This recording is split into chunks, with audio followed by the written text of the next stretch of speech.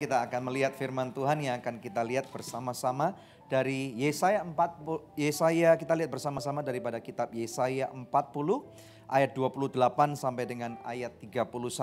Di sini firman Tuhan berkata kepada kita, tidak tahukah dan tidakkah kau dengar? Tuhan ialah Allah kekal yang menciptakan bumi dari ujung ke ujung. Ia tidak menjadi lelah dan tidak menjadi lesu, tidak terduga pengertiannya. Ayat 29, dia memberi kekuatan kepada yang lelah dan menambah semangat kepada yang tiada berdaya. Orang-orang muda menjadi lesu dan teruna-teruna jatuh tersandung. Tetapi orang-orang yang menanti-nantikan Tuhan mendapat kekuatan baru. Mereka seumpama Raja Wali yang naik terbang dengan kekuatan sayapnya.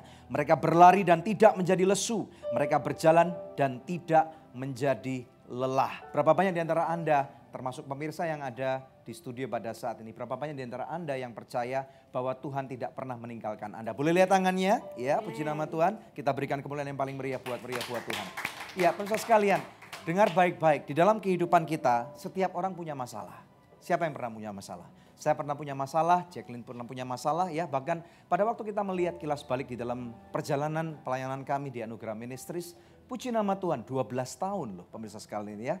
Saya percaya ini bukan masa yang terlalu singkat untuk dibicarakan. Tetapi di sini kami dapat melihat bahwa di dalam pelayanan pun ini kami punya banyak masalah pemirsa sekalian ya. Dalam kehidupan keluarga Anda mungkin juga punya banyak masalah yang seakan-akan mungkin hari ini Anda berkata bahwa Pak, saya juga tidak tahu ujung pangkalnya di mana. Ya, betul nggak ya? Kadang-kadang ada kehancuran, kadang-kadang ada orang yang mungkin mengirimkan SMS kepada kami, ya. Pak, suami saya lari. Kemudian ada juga zaman sekarang ini zaman emansipasi, Pak, istri saya yang lari gitu ya. Dan kemudian zaman sekarang juga kita tahu bahwa narkoba itu membawa kehancuran. Bahkan saya masih ingat kita belajar daripada salah satu narasumber yang pernah berbicara masalah narkoba. Dia berkata satu orang kena narkoba, ya, apabila ada seorang anak daripada sebuah keluarga kena narkoba, itu berarti dampak negatifnya pada kehidupan kedua orang tuanya. Dampak negatifnya pula ada pada kehidupan kakek neneknya, kepada kakak dan adiknya, kepada bahkan misalnya orang-orang yang dikenalnya. Jadi di sini kadang-kadang di dalam kehidupan setiap orang pasti punya masalah. Setiap orang pada waktu punya masalah mereka akan selalu berkata bahwa masalah saya paling besar gitu ya. Dan kadang-kadang mungkin ada orang yang bahkan berkata, Tuhan kenapa aku? Nah sesuatu yang lucu nih kalau kita dapat pikirkan. Kenapa pada waktu diberkati ya tidak ada orang yang bertanya kenapa aku kok bukan dia? Betul nggak? Siapa yang pernah diberkati oleh Tuhan? Anda pernah diberkati di rumah oleh Tuhan? Dan pada waktu Anda diberkati oleh Tuhan, apakah Anda pernah bertanya kepada Tuhan, Tuhan kenapa aku kok bukan tetanggaku? Kenapa kok bukan tetanggaku yang punya deposito yang banyak gitu ya? Kenapa kok aku gitu pemirsa sekalian? Tetapi pada waktu kita sakit kemudian kita seakan-akan menggalang dukungan satu teman-teman kita untuk kemudian bertanya kenapa orang ini Tuhan? Orang ini sudah banyak berjasa. Pemirsa sekalian ini yang firman Tuhan katakan di dalam ayat yang ke-28 tadi. Kita nggak pernah mengerti pikiran Tuhan.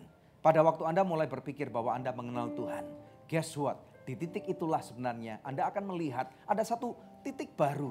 Kedalaman akan kebaikan Tuhan yang akan Anda alami. Dan kemudian di sini bahkan firman Tuhan berkata bahwa Allah yang kekal menciptakan bumi dari ujung ke ujung. Sejauh dari barat daripada timur. Gak akan pernah ketemu. Anda berpikir A, Tuhan sudah berpikir Z gitu ya. Gak akan pernah ketemu. Bahkan apa yang Anda pikir tidak baik. Mungkin ada Tuhan berpikir sangat baik. Ada seorang teman daripada kenalan saya nih pemirsa sekalian. Yang kemudian pada saat ini mereka istrinya baru dipulihkan oleh Tuhan. Pemirsa sekalian pada waktu itu keluarga ini pemirsa sekalian ya. Mereka begitu banyak pergumulan yang sangat berat. Kemudian ya terutama dalam hubungan suami istri, orang tua dan anak ya. Puji nama Tuhan pada waktu itu padahal keuangan mereka diberkati Tuhan luar biasa. Ya, dan kemudian semua orang berdoa, minta terjadi pemulihan oleh Tuhan. Minta terjadi bagaimana Tuhan bekerja dengan cara luar biasa untuk merubah seseorang gitu ya. Singkat cerita fast forward kemudian seorang istri ini kemudian didiagnosa menderita satu penyakit yang cukup berat gitu ya. Dan kemudian ternyata dampaknya tentunya tidak baik secara negatif untuk badannya ya. Tetapi kemudian saya mulai bertanya setelah 6-8 bulan kemudian saya mulai bertanya kepada orang itu bagaimana dampaknya terhadap kehidupan kamu. Dan dia berkata, saya gak bisa lagi hidup tanpa istri saya. Dan kemudian bagaimana dengan anak-anak? Anak-anak sekarang menjadi lebih baik. Dan kemudian ternyata keluarga ini berkata bahwa justru di tengah-tengah kehancuran yang sangat parah. Tuhan bekerja dengan luar biasa, Tuhan sangat setia. Dan kemudian keluarga mereka mengalami pemulihan. Dari apa yang selama ini mereka doakan. Dan kemudian saya mendapatkan sesuatu klik daripada Tuhan. Dan kemudian Tuhan memberikan satu impresi yang sangat kuat bahwa sebenarnya apa yang terjadi pada kehidupan kamu pada saat ini adalah suatu jawaban daripada doa. Ada amin Bapak Ibu sekalian. Jadi pada waktu kehidupan Anda, mungkin Anda berkata saya mengalami hal yang tidak baik, saya mengalami kerugian sekalipun. Bahkan saya mengalami bencana sekalipun. Kadang-kadang pikiran Tuhan kita nggak dapat mengerti. Jadi kalau Anda berharap akan adanya suatu pemulihan, pelajaran yang pernah dapat kita pelajari adalah nomor 1, jangan pernah mengkotakkan Tuhan. Bagaimana pemulihan ini akan terjadi. Yang percaya katakan. Amin. Amin. Ya, jadi percaya bahwa Tuhan ini memegang kendali atas kehidupan kita. Dia di dalam kasih karunia dia tuh memerintah. Bisa dibayangkan ada 7 miliar lebih manusia yang ada di muka bumi ini dan setiap orang berdoa untuk meminta sesuatu. Bahkan kadang-kadang doanya pun kalau saya misalnya bisa memakai pikirannya Tuhan. Mungkin ada satu orang yang lagi berantem dengan si B, si A dengan berantem dengan si B. Dan dua-dua berdoa untuk saling misalnya mau menang sendiri. Yang Tuhan ini kalau misalnya kita jadi Tuhan gitu ya. Kemudian Tuhan akan bertanya, yang aku harus bela yang mana gitu. Karena dua-dua anakku gitu ya. Jadi di dalam pikiran kita, ini gak sama dengan pikiran Tuhan. Yang perlu kita mengerti adalah di dalam hidup Anda pada saat ini Tuhan itu berdaulat. Sekali lagi yang percaya katakan. Amin. Amin. Kita berikan kemuliaan yang paling meriah buat Tuhan. Pelajaran pertama, jangan pernah mengkotakkan Tuhan. Ini yang kemudian yang kedua. Ya, di sana ada kata-kata yang menarik, Raja Wali. Raja Wali adalah burung yang terbesar, ya. Kalau kita lihat di dalam dunia persatuan. Burung ini adalah burung yang terbesar dan di dalam rantai makanan atau food chain dia adalah binatang yang menempati ranking paling atas. Dan sesuatu yang menarik di sana dikatakan oleh firman Tuhan tentang Raja Wali ini. Tepat setelah dikatakan bahwa orang muda itu bisa jatuh. Orang muda bisa lelah gitu ya. Orang muda bisa mengalami blur, tidak mengerti visi yang Tuhan punya. Tetapi kita bisa belajar daripada perjalanan kehidupan seekor burung Raja Wali ini. Yaitu kita tahu bahwa burung Raja Wali ini kalau dibandingkan dengan manusia, ya, burung Raja Wali ini mempunyai pandangan yang sangat tajam. Ini merupakan salah satu daripada senjata Raja Wali yang mungkin banyak orang tidak tahu. Pandangan matanya itu bisa bahkan lebih daripada 5 kali lebih tajam daripada pandangan manusia. Dan ini saya percaya ini berbicara masalah visi. Bagaimana dengan visi Anda? Kalau kita berbicara pada visi Anda, tadi Jacqueline berkata, pada waktu dia kemudian sakit, dia kemudian justru mendengarkan bagaimana Tuhan berbicara pada kehidupannya. Bagaimana kemudian ada message, ada lagu-lagu baru, ada pesan-pesan Tuhan yang selama ini mungkin dia tidak mengerti. Bagaimana pula dengan Anda gitu ya. Jadi di dalam masa-masa yang mungkin Anda katakan tidak menentu dan firman Tuhan katakan bahwa dia meminta kita untuk terbang bagaikan seekor Raja Wali ya. Raja Wali tidak akan mau untuk meladeni badai yang ada, tetapi seekor Raja Wali ini akan terbang di atas badai. Ini berbicara bahwa di dalam hadirat Tuhan Anda itu akan aman. Ingat satu cerita, pemirsa sekalian. Bagaimana pada waktu Tuhan Yesus bersama dengan murid-muridnya. Pada waktu telah Tuhan Yesus mengajar, ya. Kemudian Tuhan Yesus tidur di atas kapal. Dan di sana di dalam firman Tuhan dicatat bahwa pada waktu Yesus tidur badai mengamuk, gitu ya. Topan melanda. Ini persis seperti kehidupan banyak orang, Anda dan saya gitu ya. Dan kemudian pada saat itu kemudian semua orang pada panik dan berusaha untuk mengeluarkan airnya. Apalagi mereka ada para nelayan profesional. Dan ini pelajaran yang terjadi. Pada waktu Anda masih terus bergulat dengan apa yang Anda mau, Tuhan akan membiarkan Anda. Tuhan tidak berarti meninggalkan Anda. Tetapi Tuhan sangat menghargai privasi Anda. Tuhan tahu bahwa dia sudah menanam satu hal yang namanya kehendak bebas, free will. Dan Tuhan sangat menghargai. Pada waktu Anda menolak Tuhan sekalipun. Tuhan berkata enggak apa-apa aku ditolak. Tetapi aku sudah mati buat kamu. Bukan saja aku sudah mati buat kamu. Tetapi aku sudah memilih untuk bangkit dan memberikan kehidupan yang baru. Keselamatan kalau engkau mau menerima. Dan Tuhan menunggu. Jadi visi, pertajam visi. Sama seperti Raja Wali. Raja Wali ini memiliki visi yang sangat tajam. Dan saya mendapatkan satu impresi yang sangat luar biasa daripada Tuhan. Saya merasakan bahwa saat ini seperti apa yang dialami oleh narasumber kita. Yaitu Jacqueline Selusi. Dia mendapatkan musim yang baru. Saya berbicara kepada Anda. Dengar baik-baik. Musim yang baru akan datang kepada kehidupanmu. Amen. Percaya pemirsa sekalian bahwa musim yang baru ini jangan pernah mengandalkan kekuatan Anda sendiri. Yesaya 41 ayat 13. Di sini firman Tuhan berkata. Ya. Sebab aku ini Tuhan Allahmu memegang tangan kananmu. Dan berkata kepadamu janganlah takut. Akulah yang menolong engkau. Tuhan menolong saudara. Dan di dalam firman Tuhan dikatakan bahkan di dalam Yesaya. Itu banyak sekali ayat-ayat yang akan menguatkan Anda. Belajar daripada burung Raja Wali. Kemudian yang ketiga. Ada musim baru. Ini sudah datang. Dan Yesaya 43 ayat 18 berkata firman-Nya. Janganlah ingat-ingat hal-hal yang daripada zaman dahulu. Dan janganlah perhatikan hal-hal yang dari zaman purbakala. Ayat 19, lihat aku hendak membuat sesuatu yang baru. Yang sekarang sudah tumbuh, belumkah kamu mengetahuinya? Ya, aku hendak membuat jalan di padang gurun dan sungai-sungai di padang belantara. Dengar baik-baik pemirsa sekalian. Pada waktu Anda sedang masuk pada musim yang baru. Pelajaran yang dapat kita lakukan adalah jangan pernah menggunakan cara berpikir yang lama. Ada amin? Ya. Amin. Firman Tuhan berkata, Rasul Paulus mengajarkan kenakan pikiran Kristus. Kenakan pikiran Kristus pemirsa sekalian ya. Kita harus diperbarui dalam pembaharuan budi kita kata firman Tuhan.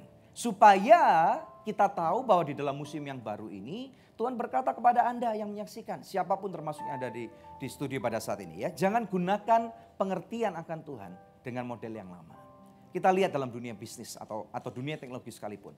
Misalnya berbicara masalah gadget. Bagaimana mungkin sekarang ini kita bisa live streaming, siaran live tanpa harus masuk ke televisi yang besar misalnya. Ya, ini bukankah sudah terjadi satu pergeseran paradigma kalau kita berpikir 10 tahun yang lalu hal ini tidak mungkin dilakukan pemirsa sekalian.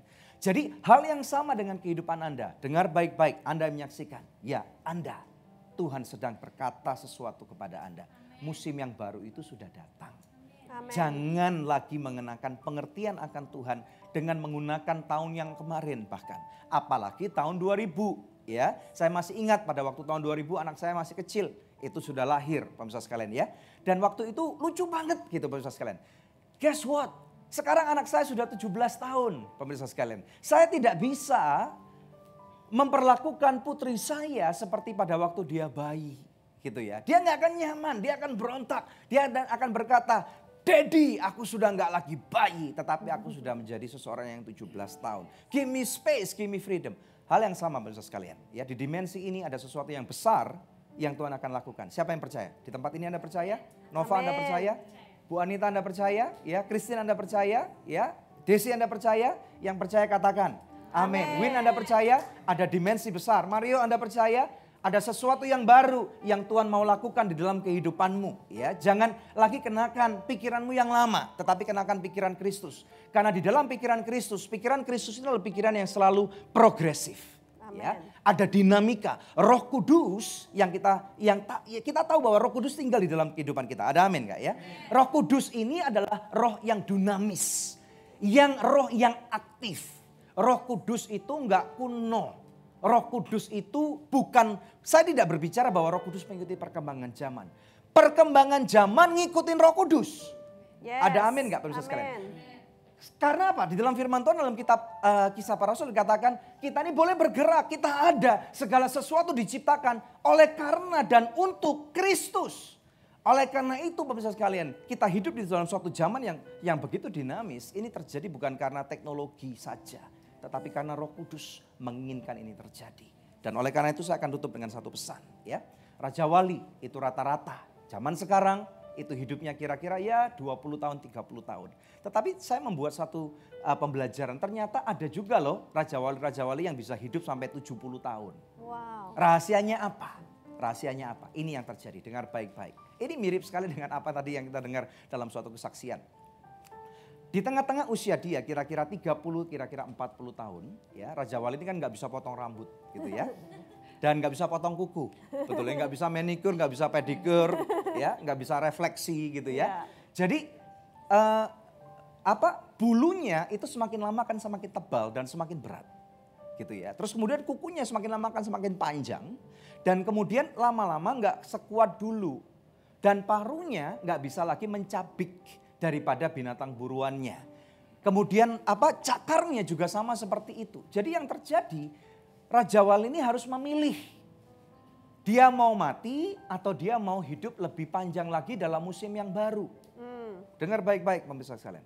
Yang terjadi pada waktu seekor Raja Wali ini akan memilih untuk dia tidak mau menyerah mati di dalam ketuaannya ya atau ketidakberfungsiannya. Dia harus naik terbang di suatu tempat untuk aman dari predator, dari musuhnya. Dan kemudian di sana guess what apa yang terjadi pemirsa sekalian. Pertama-tama dia akan menghantamkan paruhnya itu ke batu cadas. Tujuannya supaya putus. Sakit sekali tentunya ya. Dan pada waktu putus dia harus menunggu, nggak bisa ngapa-ngapain. Saya hanya membayangkan dia bisa makan mengkais-kais dari apa yang ada. Mungkin bila perlu juga puasa, ya.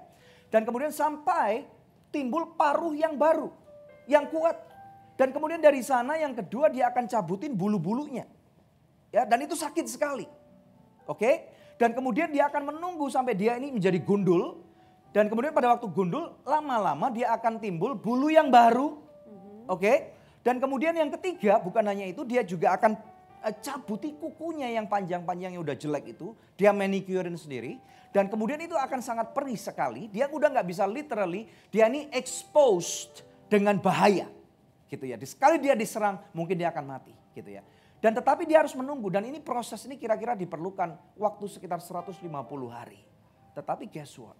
Setelah 150 hari timbul paru yang sudah baru, yang kuat ya. Kemudian bulu-bulu sudah mulai tumbuh kembali dan kuat. Kemudian ada cakar yang baru, yang kuat. Dan pada saat itulah di hari ke-151, seekor Raja Wali yang sudah berpuasa lama, sudah menunggu lama, sudah disimpan lama oleh alam, oleh Tuhan. Kemudian dia akan terbang. Dan dia mengepakkan sayapnya. Amin. Saudara, Anda adalah seekor Raja Wali. Kenapa Tuhan memakai ibaratnya Raja Wali? Karena Kristus ada dalam kehidupan Anda. Amen. Christ in you is the hope of glory. Amen. Kristus dalam dirimu, dia nggak mati dengan sia-sia pemirsa sekalian. Apapun masalahmu, Anda adalah seperti Raja Wali. Dan ini ibaratnya adalah, seperti saya katakan adalah Kristus tinggal di dalam diri Anda. Jadi mungkin sebagai seekor Raja Wali, seakan-akan adalah seekor Raja Wali. Anda mungkin bisa ditindas, Anda nggak dikasih makan, Anda bisa dipenjara, mungkin Anda bisa makan sampah sekalipun. Di dalam masa-masa gelap dalam kehidupan Anda. Tetapi dengar baik-baik, musim yang baru sudah datang. Dan pada waktu musim yang baru sudah datang, hari ini adalah hari ke-151.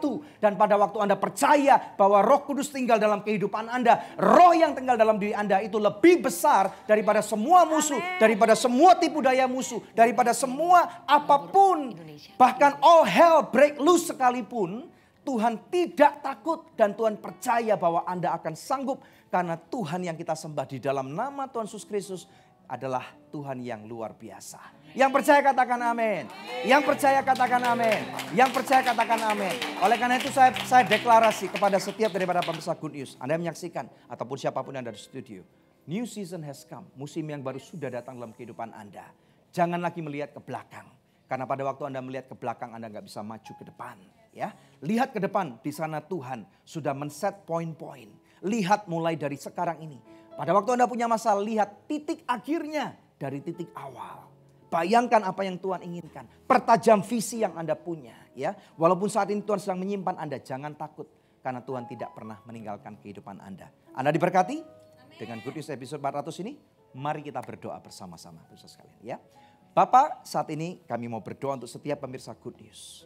Siapapun yang menyaksikan Tuhan. Mungkin saat ini mereka lagi dirundung masalah. Dengar baik-baik, Tuhan menyertaimu dan jangan takut.